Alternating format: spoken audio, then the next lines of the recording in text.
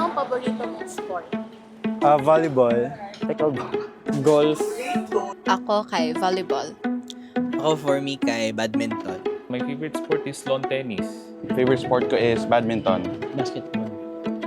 Alam mo bang larong chokbol? Hindi po. Chalkball, no. No. Ano yun? Personally, wala. Saan yung chalkball? Wala ko balo sa chalkball.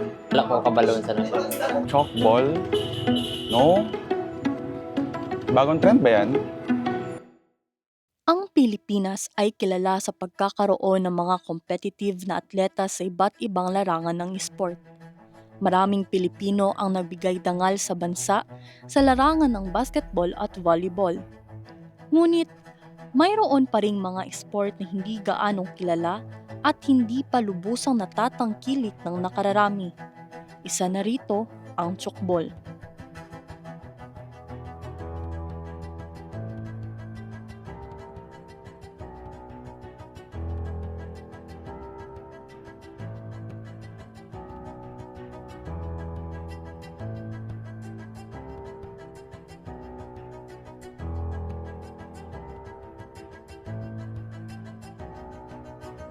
Ang tsukbol ay sinimula ng isang Swiss biologist na si Dr. Hermann Brandt sa Switzerland. Ang salitang tsok sa tsukbol ay hango sa tunog ng bolang tumatalbog sa laro. Nabuo ang larong ito matapos mapansin ni Dr. Brandt na maraming sport ang nagdudulot ng seryoso at paulit-ulit na pinsala sa mga manlalaro. Dahil dito, nagsagawa siya ng pananaliksik upang makalikha ng isang larong pangkupunan na ligtas laruin ngunit nananatiling kapanapanabik at kompetitibo.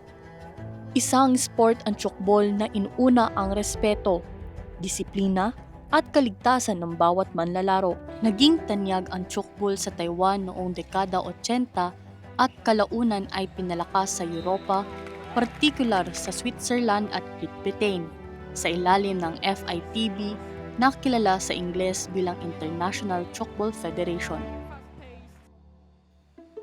Sa unang tingin, mabilis at parang komplikado ang tsukbol. Pero simple lang ang mga pangunahing patakaran ng larong ito. Nilalaro ito sa court na may tig isang rebound frame sa magkabilang dulo. Sa frame lang pwedeng mag-shoot para makapuntos. Sa harap ng bawat frame ay may D-shaped area kung tawagin ay forbidden zone.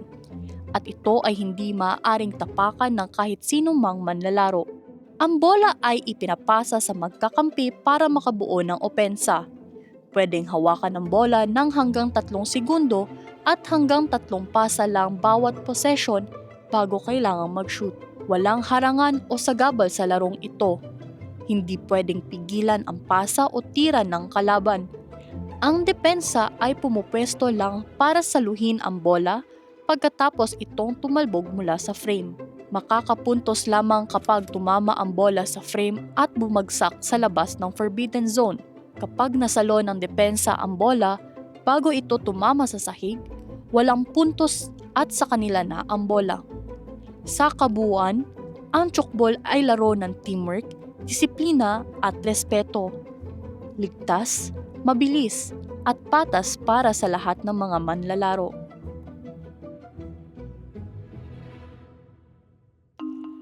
Sa loob ng 10 taon, siya ay nagtuturo at nagsisilbing coach ng grupong Arsenal's Tsukbol Club rito sa Davao. Siya si Janil Ray Timkang. Nagsimula siyang maging coach ng isang tsukbol team noong 2015 at hanggang ngayon, isa pa rin sa kanyang mga misyon ang ipalaganap at ipakilala ang larong ito sa mas maraming Pilipino. I think Tsukbol is not that known here in the country for several reasons.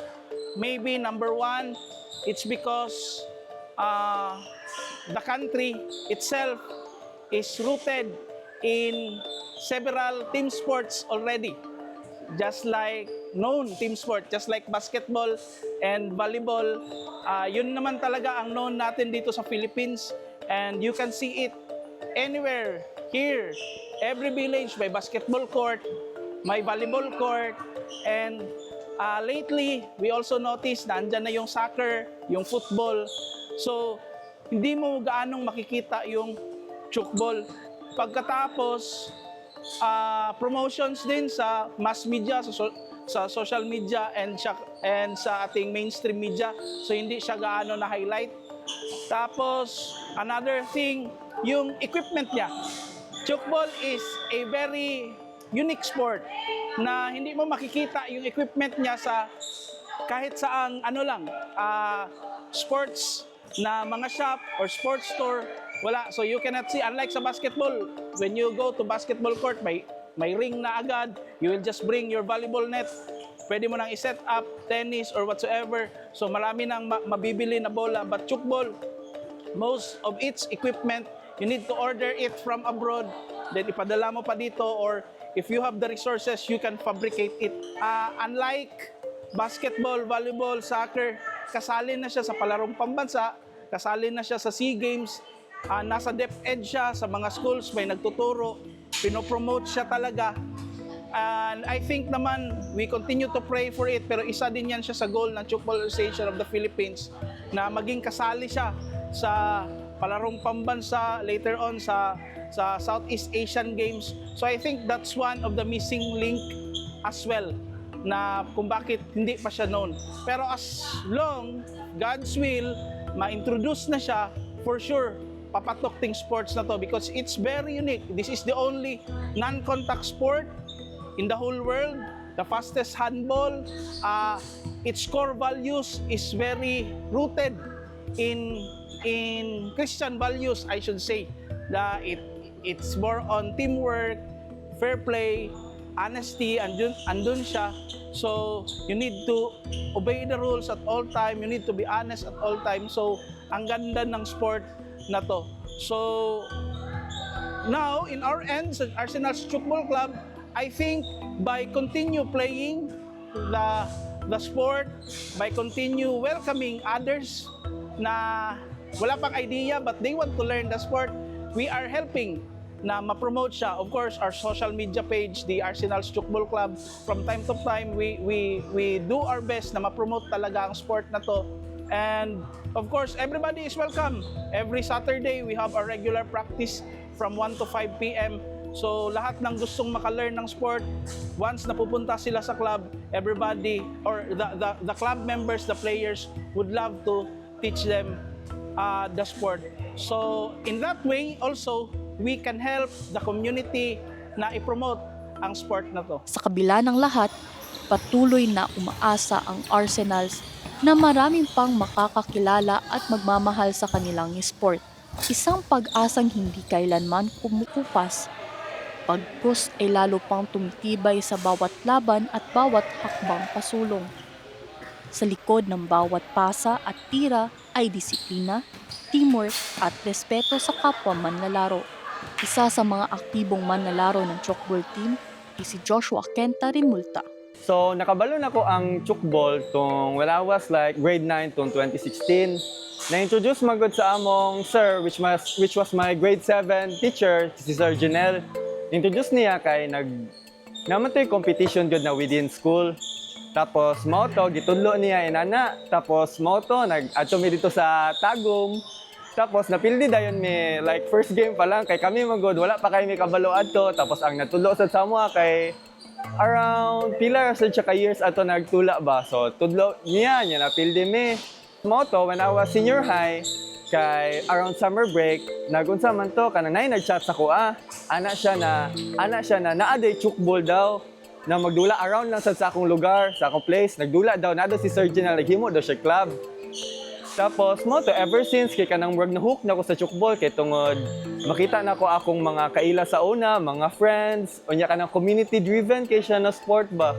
Nya mo to, sige kami dula-dula, hantod, nakaila na sad mi sa kanang mga, maskin dili na sad, like friends na ko, dili na sad kanang mga friends sa friends na ko, gadula-dula na mig chukbol.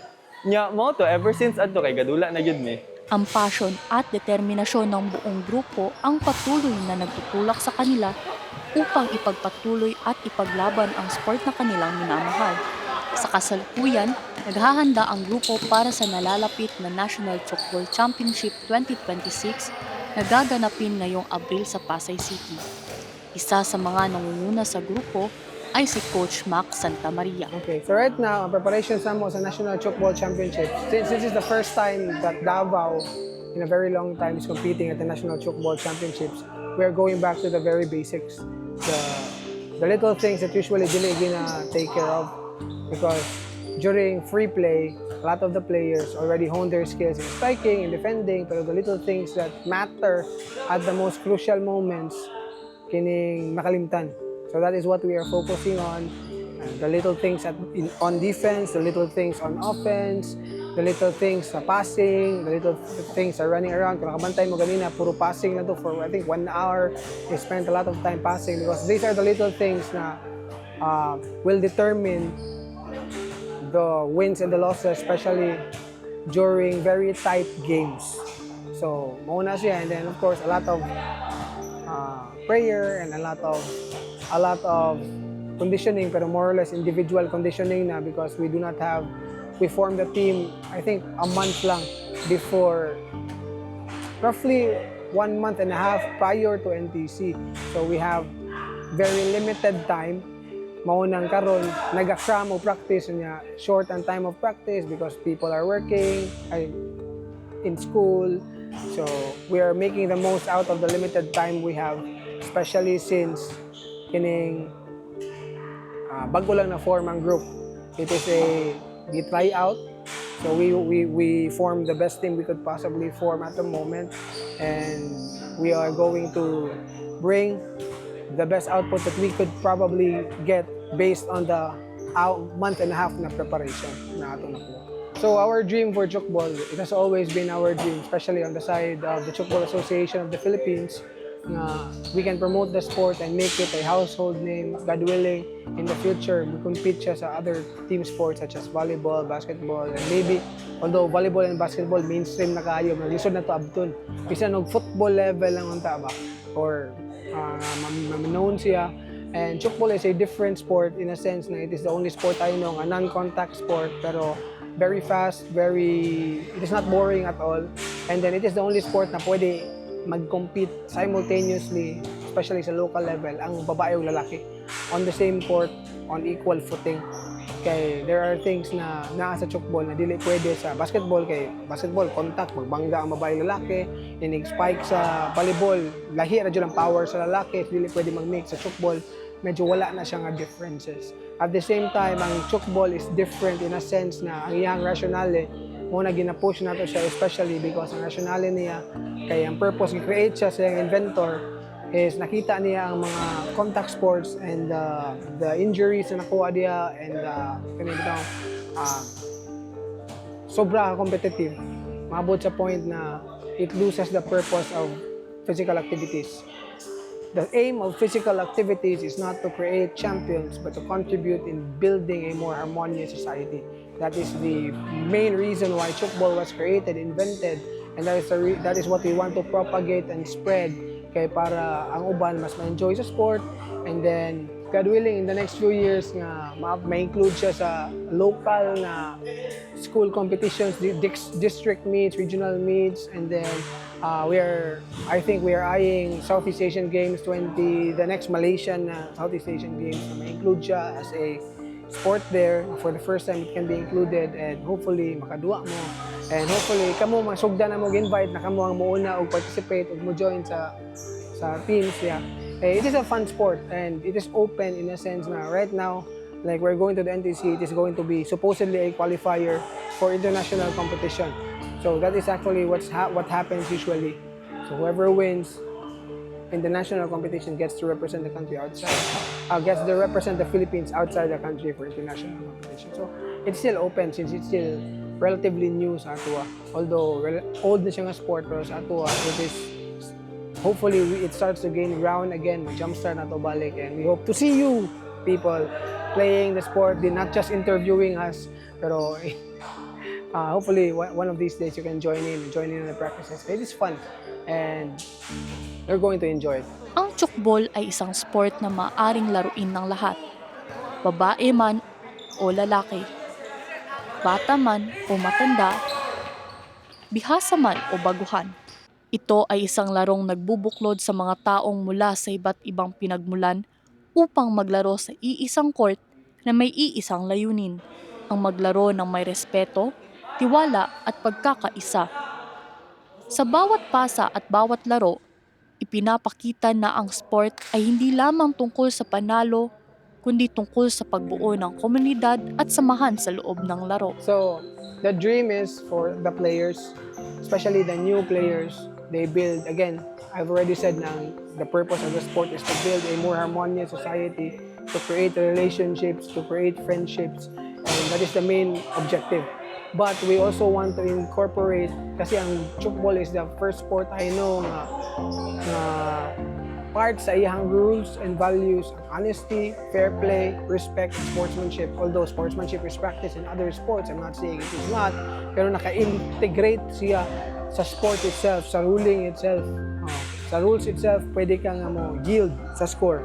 I do not know of any other sport nga na pwede nimo yield ang referee dawaton ang imong yield na score.